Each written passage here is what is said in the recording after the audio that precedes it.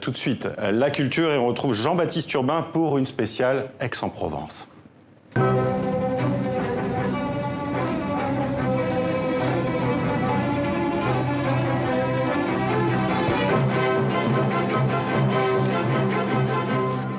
Bonjour et bienvenue à Aix-en-Provence. Ici, depuis 1948, c'est la tradition. Tout commence par Mozart, sous les étoiles, dans ce palais de l'archevêché. Avec cette année, l'un des derniers opéras du compositeur, Così fan tutte. En italien, ça veut dire « Ainsi font-elles toutes ». L'histoire, c'est celle de deux hommes qui, mis au défi par un troisième, vont mettre à l'épreuve la fidélité de leur belle.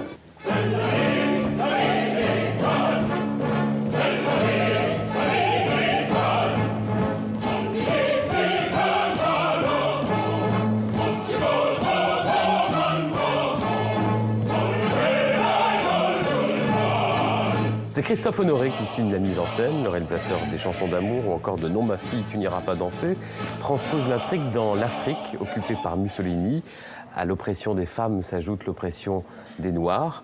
C'est dérangeant mais puissant et jamais gratuit.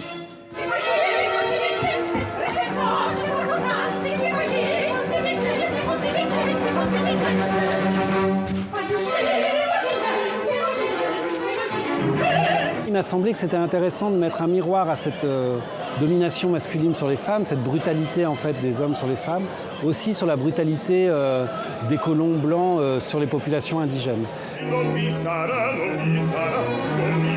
Je crois que l'opéra, c'est ça qui est incroyable, c'est d'avoir une œuvre de Mozart écrite il y a des siècles, de venir la jouer ici au Festival d'Aix-en-Provence. De faire court-circuiter ça avec l'époque coloniale, la fin des années 30. C'est pas rien non plus de parler de la fin des années 30 dans le contexte politique d'aujourd'hui en France. J'aime bien ce chahut-là.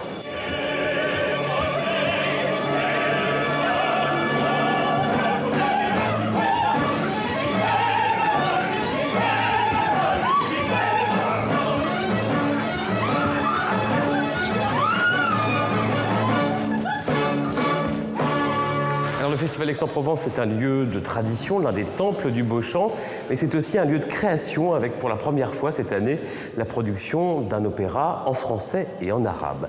Kalila ou Adimna, qui est inspiré d'un recueil de fables très célèbre dans le monde arabe.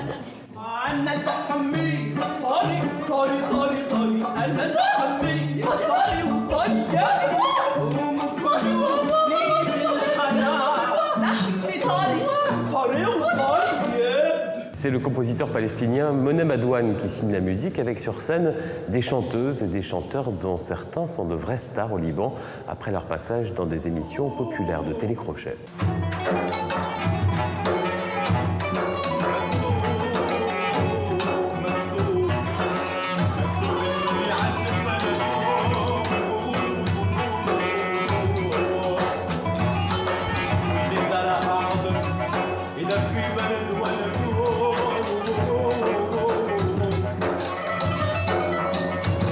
Kalila ou Adimna, c'est des petites histoires qui racontent les grandes histoires finalement. Pour moi, en tant que Tunisien, Kalila ou Adimna, ça me parle beaucoup en ce moment parce que je projette quelque part l'histoire contemporaine de mon pays sur ce qu'il y a dedans, comme par exemple l'abus de pouvoir, tous ces peuples-là qui sont en quête de liberté, de démocratie.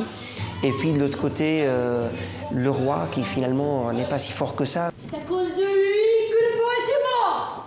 C'est lui le serpent dont la bouche a craché le venin. L'écrivain qui a écrit le texte en arabe de Kalila, c'est un écrivain syrien. Il a quitté son pays, il a été emprisonné et torturé en Syrie. Il a vécu en Turquie, il est aujourd'hui en Allemagne. Et bien voilà, il enrichit notre continent, il enrichit l'univers de sa création. Et entendre ce chant arabe aujourd'hui dans les murs du Festival d'Aix-en-Provence, pour moi, ça a une résonance très forte et très symbolique.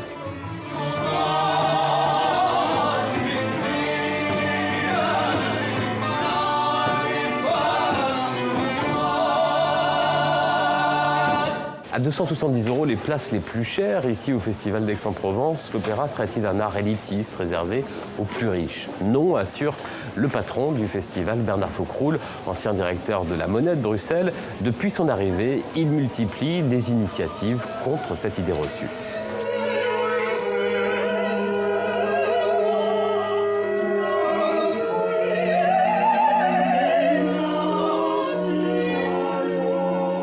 l'opéra est un art qui aujourd'hui a le choix entre deux voies.